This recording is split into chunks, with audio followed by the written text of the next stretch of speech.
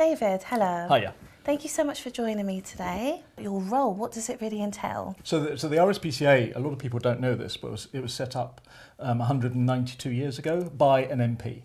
And it was set up to do two things. One was to change the legislation and to enforce the legislation, which is why we have our inspectors. And the other thing was to educate people who have animals so that they know how to look after them properly. And I'm here now, 192 years later, doing the political role, trying to still persuade politicians to improve the legislation.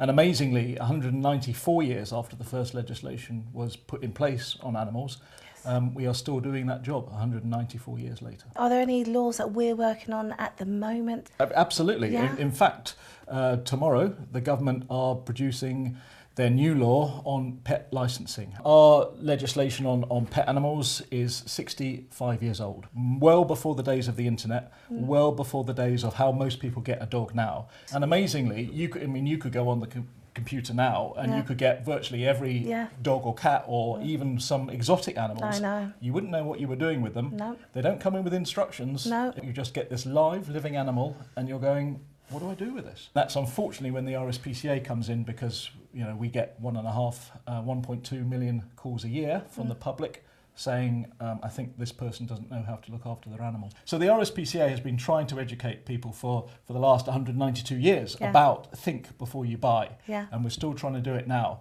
It's probably even more difficult now because you have this instant gratification that people want. So what's your goal? The RSPCA is still working on the same parameters that we were when we were set up in 1824, which is improve animal welfare by legislation, but also change the way that people think, change their behaviour. Yeah. And we're still doing exactly those two things 192 years later.